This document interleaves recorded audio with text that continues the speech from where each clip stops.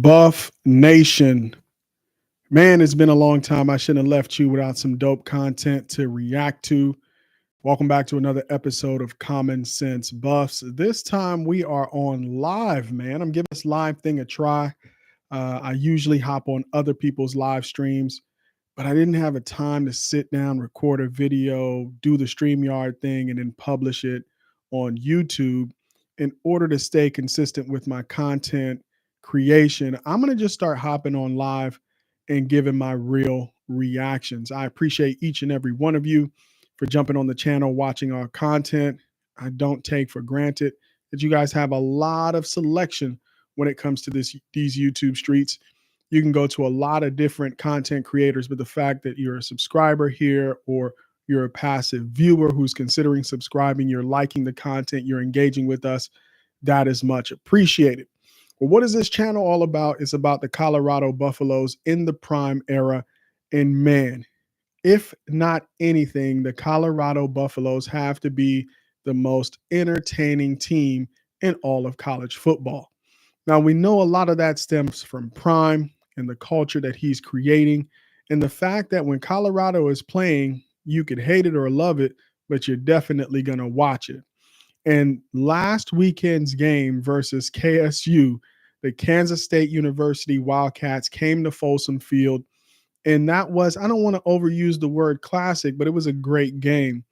And unfortunately, with Colorado and the time zone and the fact that they're trying to squeeze them into these prime time viewing slots, the game started so late. I'm on the East Coast. The game didn't start for me until 10:30. And I have a confession to make, y'all. I had to get to bed by 12 o'clock. I couldn't do the 1 o'clock thing because I have my own personal goals around sleep and my personal health and well-being.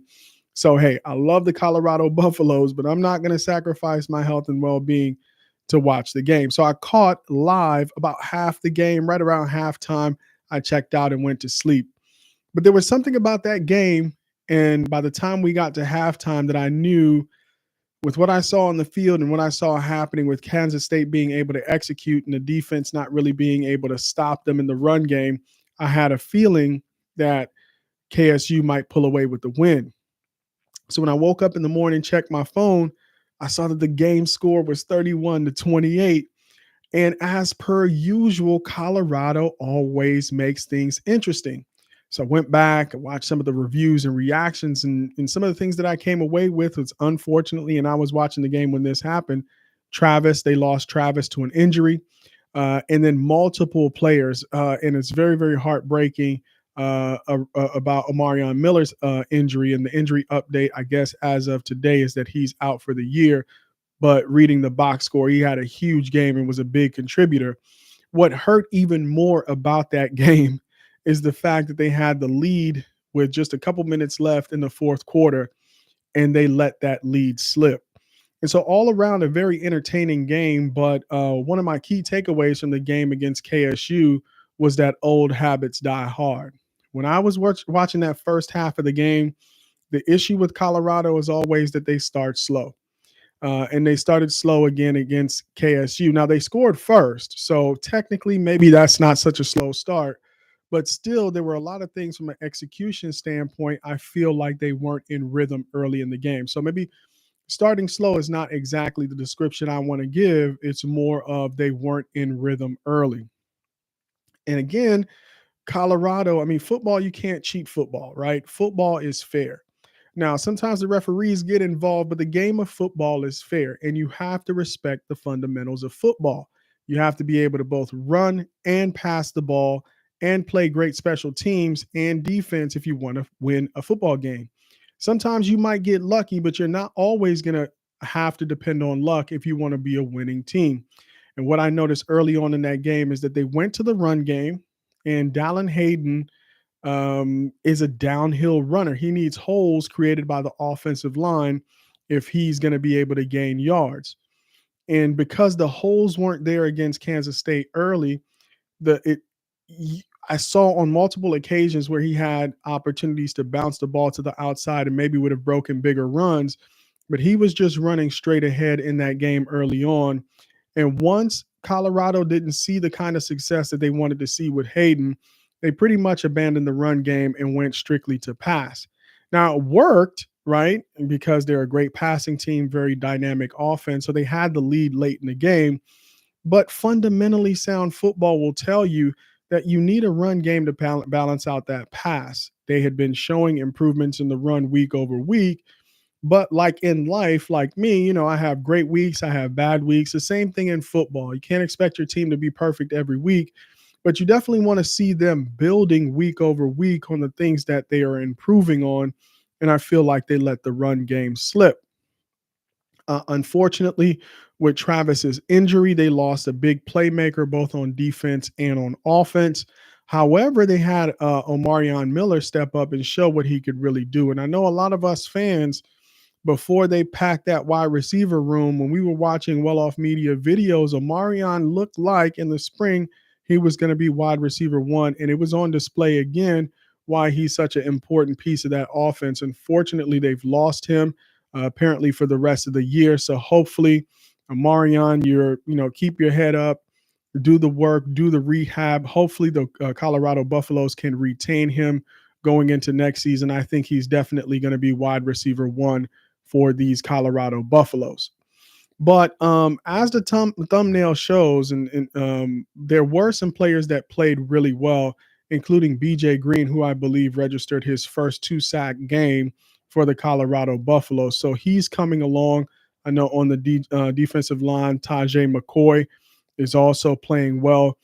I think the fact that they were able to the KSU was able to run the ball so effectively is a sign that, the law firm of Hill Green and Bentley didn't play so well or as well as they had been playing in the previous weeks. And one of the things with a young team and a team that's just kind of finding their identity is you can't believe your own press. Now, I'd have been very impressed by their ability to stop the run, but in this game against KSU just executed a lot better. But that's not to say that this is not a good linebacker tandem. They just didn't play as well as they had been in previous weeks against that KSU front. Now, in the secondary, I think that's really where we would like to see a lot more improvement, especially when the game is on the line and the ability to make big plays late in the game. You can't let the opposing team with just a couple minutes on the clock score in 2 plays, right? You got to at least make them work for it. And that was one of the other issues that I saw in that KSU game. So if you're here with me on live, man, you're vibing with the content, you disagree with the content, whatever the case may be, put it in the comments. I'd love to respond to you. I've limited the comments to subscribers only. So if you want to comment, you want to engage, go ahead and subscribe, hit the like button so this could go out to more people, and let's have a conversation.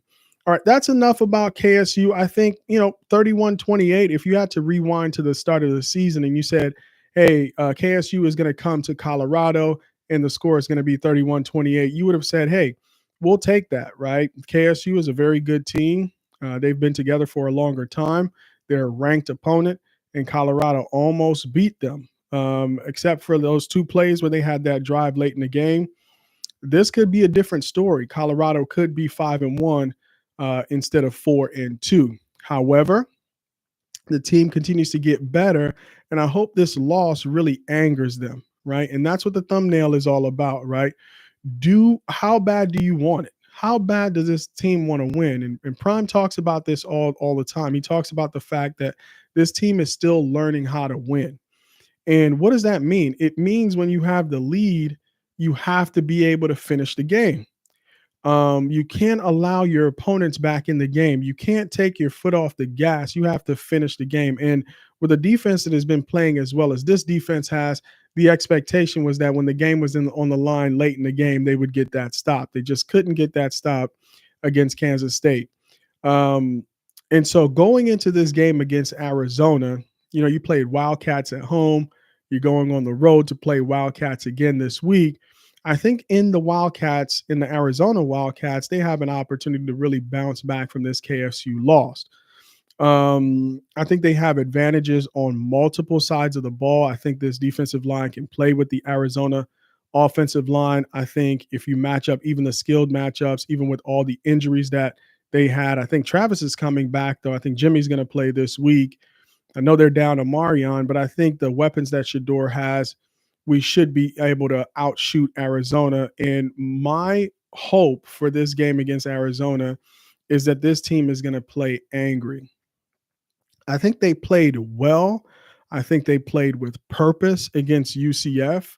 I think a bit of that slipped because of the bye week. And Kansas State is a much better team. You got to give it to Kansas State, but they let that aggression, that purpose, that drive slip a little bit in this game. You could tell. I mean, they rallied. You could tell that they're never going to give up. It was never about giving up, but just right out of the gate, there was a different feeling to this game.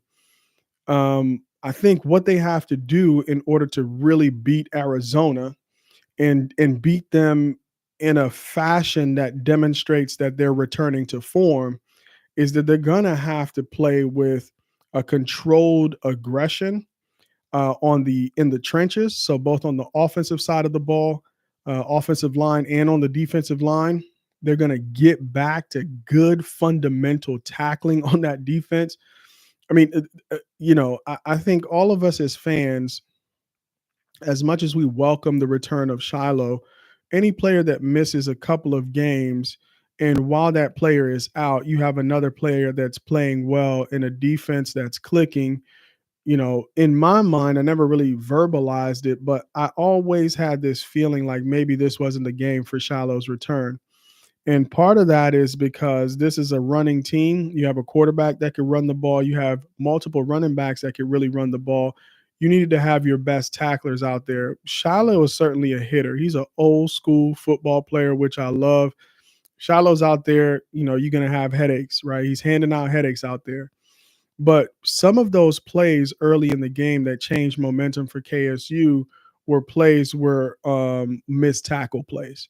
And a lot of that was when the running back was already in the secondary and those yards after first contact.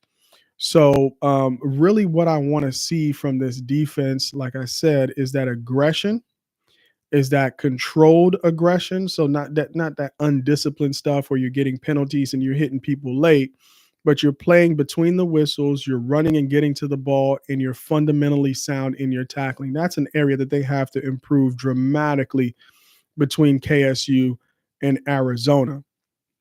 On the offensive side of the ball, the big news is that Prime is making a change at the running back spot, or Coach Flea or Coach Shermer. They're making a change at the running back spot. And I think this is going to be critical in this game that Isaiah Augustave is going to, or Augustave is going to get the start. Early on in the season, I was on TLP Sports Club with Harry B. So big shout out to TLP Sports Club and all the folks over there who have come over and subscribed to the channel. But I was talking to him and we were analyzing the running back room. Now, I did a video very early on that I thought Dallin Hayden would be the every down back. But when it comes to that running back room, whose style do I like the most? And in terms of styles of runners, I really pointed out, and this was a couple months ago, that Augustave, was my favorite style of back. He's tall, he runs upright, but when he is about to get hit, right, ahead of contact, he's able to lower his shoulders, he's able to break tackles. And I also like the fact that he has great vision. And I appreciate Prime's desire to reward people for practicing well, and maybe in the case of Hayden, uh, uh, transferring to from Ohio State to Colorado and working very hard to earn his keep in that running back room. But between Micah and Isaiah, I think those are the two guys that are playing consistently well and who deserve the start in this game. I think Isaiah is the kind of player that could run the ball well, whether you see a hole immediately. So he has the patience to really wait for the hole to open. He's not just going to run up the back of offensive linemen. He's going to make sure that he's disciplined. So if it's an inside run, he's going to run inside. But when there's absolutely nothing there and the play has progressed, I think he's the kind of back that could find the hole to the outside and also bounce it. And so the combination in this game that I want to see in order for this team to win, along the lines of how bad do you want it, you have to put the ball in the hands of the players that have demonstrated that they could come through for you when it's critical. So I love that IA is getting the start, and I think we need to see regular sprinkling of Michael Welsh in that starting lineup as well.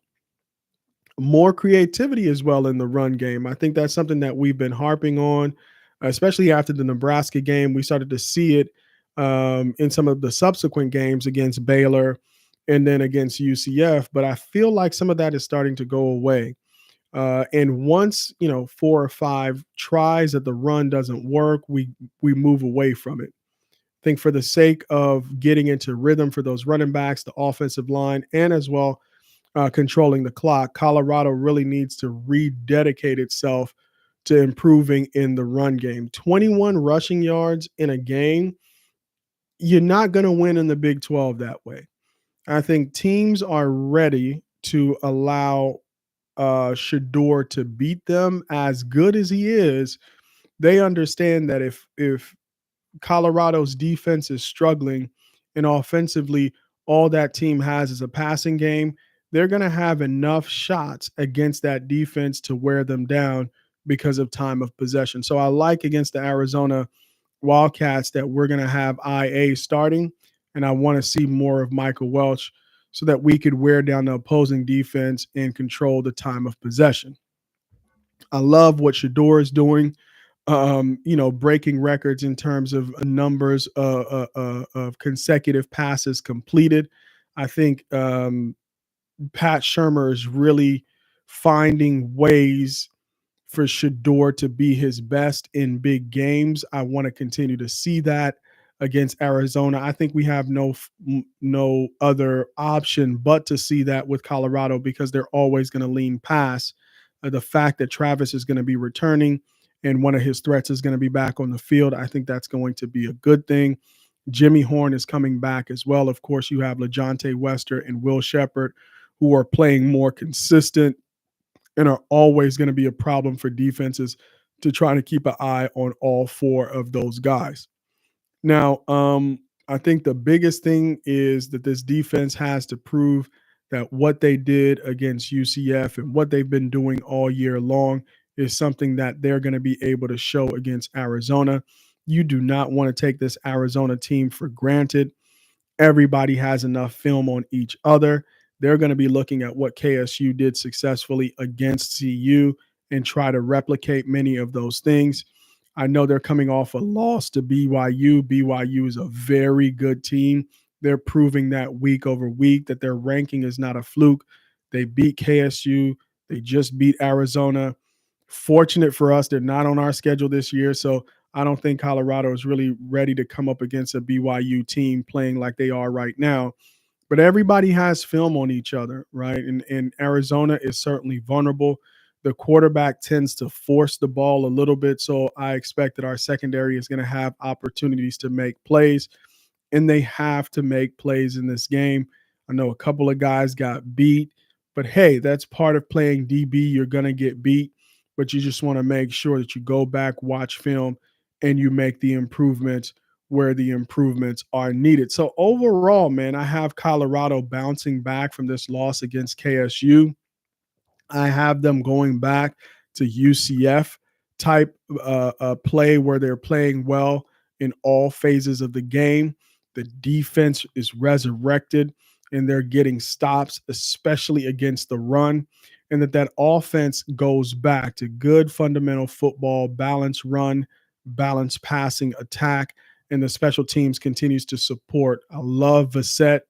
If we have an opportunity to punt, man, Vassett is gonna, he's gonna be a lethal weapon out there, and I would love to see him used more to pin the opponents in their own 5 or maybe 10-yard line. So those are just my feedbacks, man. This is Common Sense Buffs.